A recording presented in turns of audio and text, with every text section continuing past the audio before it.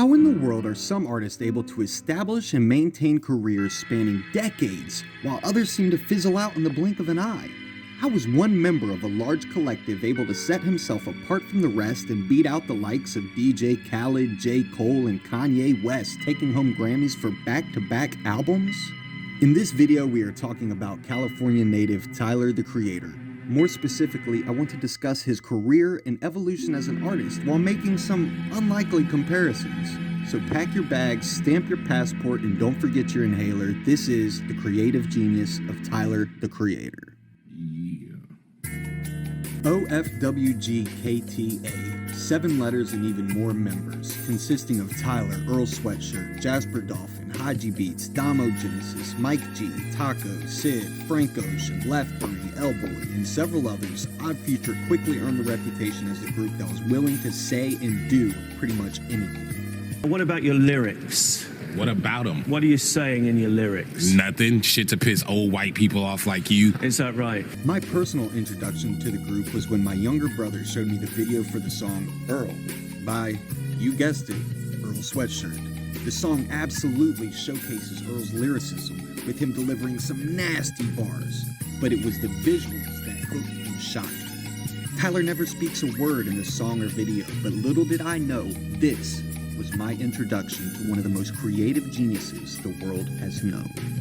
In the early days of Odd Future, Tyler appeared to be just one of the guys. He was clearly one of the funnier members and you know, I love golf, but I do yoga and shit, nigga. What? So what? always brought the heat on every track he appeared. But on February 10th, 2011, he showed the world he was a force to be reckoned with when he dropped the viral video for the song Yonkers. This video would catapult the group to new heights and would establish Tyler as the clear leader and star of the group. Goblin would then debut at number 5 on the Billboard, and with this album, Tyler showed his ability to not only hold a narrative for a single song, but that he was able to thread and stretch a narrative over an entire album. Neither Tyler nor the group would release new music for another 10 months, but they would make a variety of appearances and interviews. Is there room for more members? No. Except for R. Kelly. Their don't give a fuck about you or your feelings mentality helped grow their cult following. In March of 2012, OF Tape Volume 2 was released and Tyler appeared on 10 of the 18 tracks. This would be the last time Odd Future as a collective would release a musical project, but as a group, they weren't done yet. 1 week later, Loiter Squad would air on Adult Swim, mostly sketch comedy and produced by Jeff Tremaine. The show would air for 3 seasons and showcase the group's humor and creativity.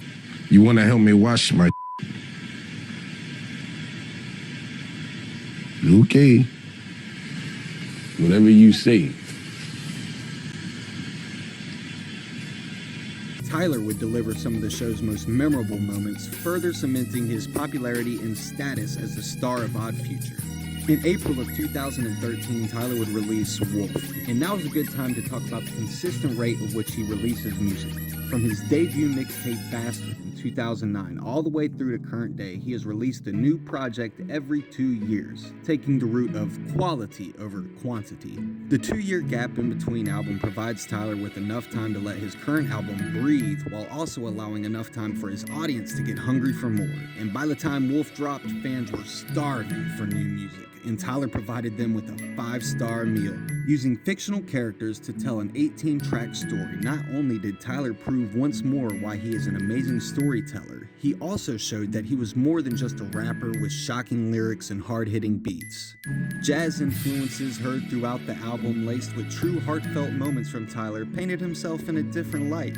The absurdly funny and sometimes violent lyrics were still present, but underneath all that, Tyler presented himself as a sensitive, introspective young man trying to find his place in the world.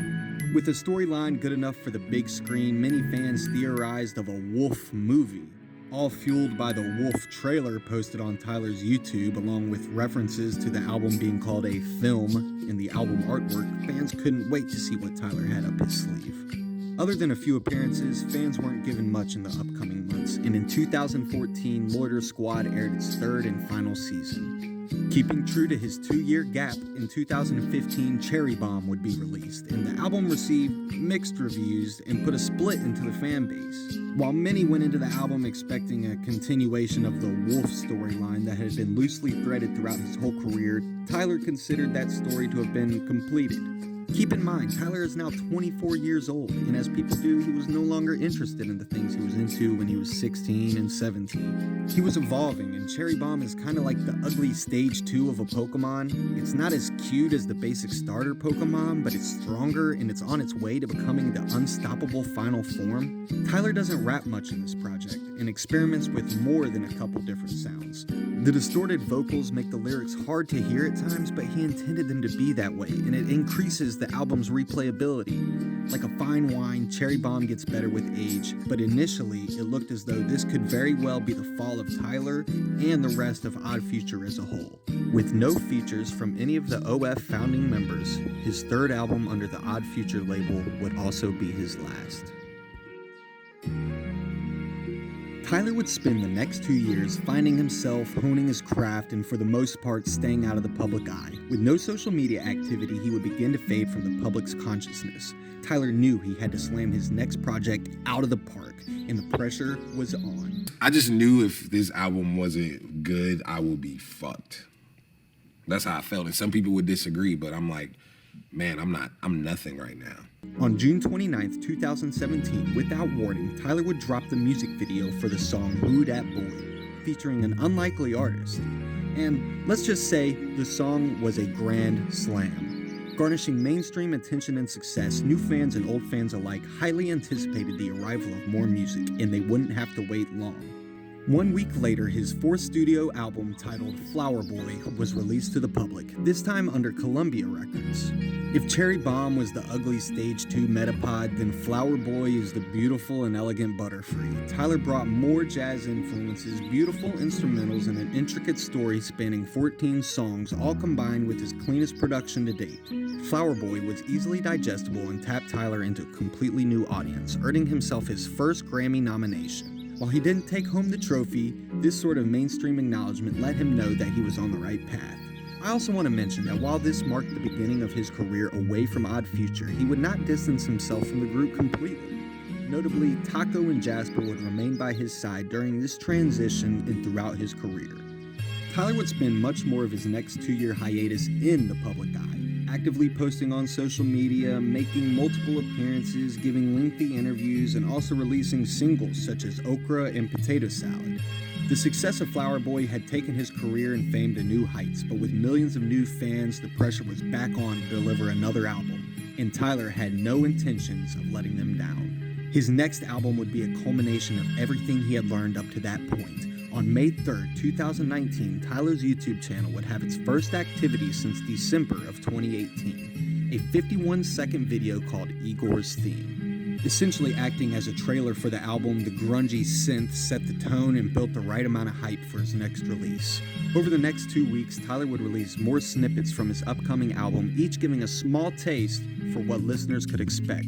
And on May 17th, Igor, along with the viral video for the song Earthquake, was available to the world, and his 5th studio album, second under Columbia Records, was met with glowing reviews. A story about the feelings of falling in and out of love, Igor was relatable to many and would debut at #1 on the US Billboard. It is safe to say the album was a success. Earthquake would bring Tyler his first big radio hit, the song being played over airways across the nation. Igor would earn Tyler his second Grammy nomination, however this year, he would bring the trophy home. A goal that he had publicly admitted for over a decade had finally been achieved.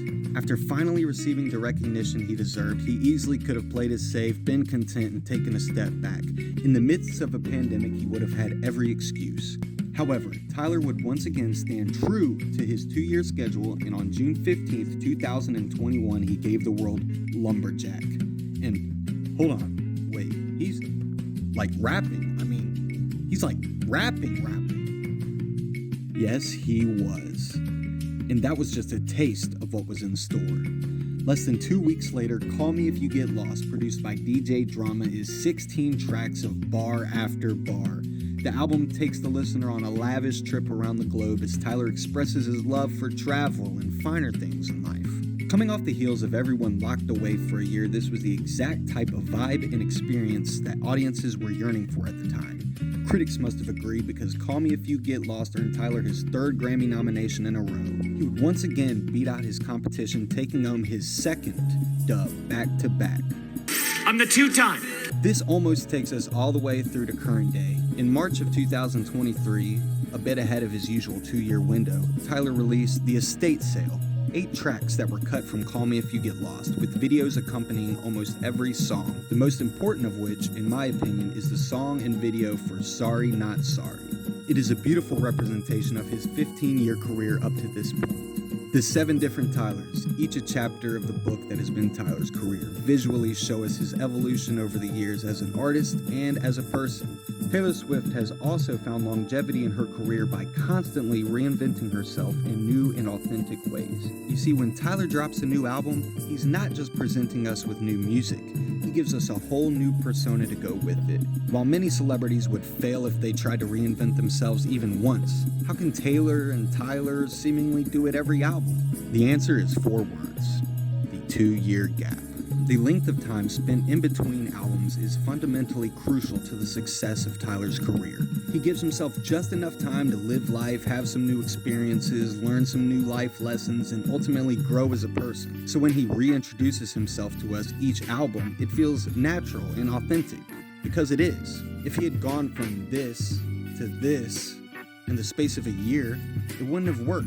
But seeing the natural progression over 15 years is just another reason why his time spent away from the public eye is just as important as his time spent in it. There is an element to Tyler's success and genius that I haven't mentioned yet because I felt like it deserved its own category, and that would be his masterful ability to create and navigate a successful brand, Golf Wang.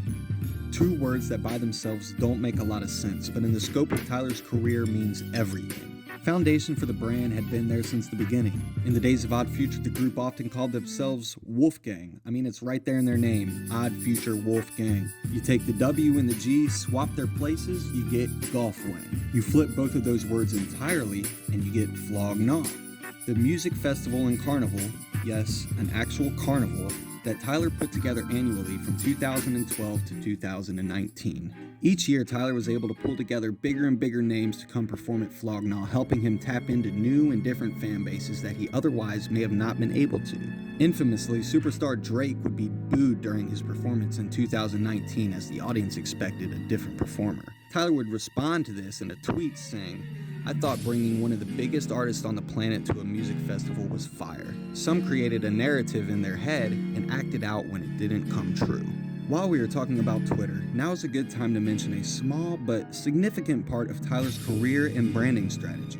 Up until 2016, Tyler's social media accounts went by the handle @FuckTyler, which he would then change to the now infamous handle of @FeliciaTheGoat. Felicia the Goat referencing a character Tyler created for a series of now banned Mountain Dew commercials. While his original @FuckTyler moniker was abrasive and comedic enough to encapsulate his younger self and early career, fuck you!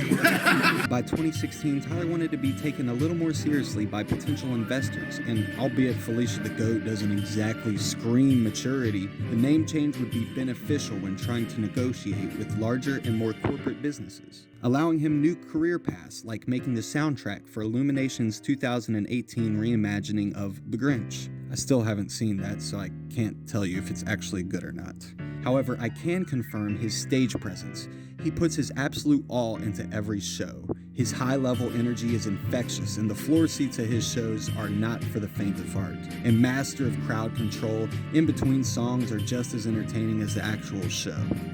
Take this dumbass broad back before I call your fucking parents and tell them what the fuck you out here doing. Before and after sets, one could expect to see lines and lines of fans at the merch booth, all hoping for the chance to get their very own, highly sought after, often resold for ungodly amounts, Golf Wang merch. It's not a secret that Tyler is a fan of fashion, and it has been part of his brand since the beginning. From t-shirts drawn on with marker to high fashion, Golf Wang as a clothing company has had just as much of an evolution as Tyler himself. His merch is a reflection of where Tyler is at as a person. Gone are the days of cat shirts that look like what someone's grandma would wear, as Tyler has traded those in for a more simple look with more mature earth tones. It is also important to note how much Tyler wears and uses his own products. He really wears what he sells. So if you want to dress like Tyler, it's as easy as going to his website. His merch won't break the bank, but it is priced at a point that still makes it feel exclusive. High demand, limited stock, all combined with a fan base that has a collector mindset, often equals merch selling out within minutes. From hats, shirts, and socks to skateboards, toothbrushes, and fanny packs, if you can think of it, Tyler has probably slapped a golf logo on it. I'm immediately reminded of Gene Simmons from the rock band Kiss and his masterful ability to promote a band, run a business, and more importantly, leave his footprint on everything possible. Tyler has walked a similar path, but the footprint he leaves behind says Golf Le Fleur. However, before he had his own shoe, Tyler's noted shoe of preference would be Vans, often wearing and rapping about the shoe. Catch me in some Vans like one of them soccer mamas. Tyler would collaborate with Vans in 2013. This partnership would be short-lived due to differences in opinion on the distribution of the shoe. Tyler wouldn't give up on the idea of having his own shoe. In 2017, Tyler would strike a deal with Converse, a company that had much more faith in Tyler's creative vision. Since then, more than 15 different pairs of Golf Le Fleurs have been released and millions of dollars have been made. The future is wide open for Tyler, and I'm not going to pretend like I know what his next moves would be. However, we can speculate a little. The possibility of an Odd Future reunion looks more realistic with each day. Founding member of OF, Haji Beats, took accountability for the falling out and said this in a recent interview. Beef with Tyler, I more so had beef with myself, and I just projected it. And with members like Damo showing up in Tyler's recent works, I wouldn't say it's too much of a reach to say we could potentially get the long-awaited OF tape Volume 3. With the release of the estate sale a few months ahead of his 2-year gap, it is hard to say whether or not Tyler considered that his album for this cycle or not. Judging by the amount of activity on his socials recently, I think it is fair to say that he still has something huge coming, and an album will be dropping this summer. Looks like it's gonna be a 2-on-1, a menage a trois of paint. Usually you pay double for that kind of action, Cotton. I'm obviously a huge fan of Tyler and try not to let that seep out through the video too often, and I obviously can't fit an entire 15-year career into one video, and most of the topics I touched on in this video could be made into their own video, but I felt like Tyler deserved his flowers not only as an artist, but as a businessman. Thanks for watching, like and subscribe.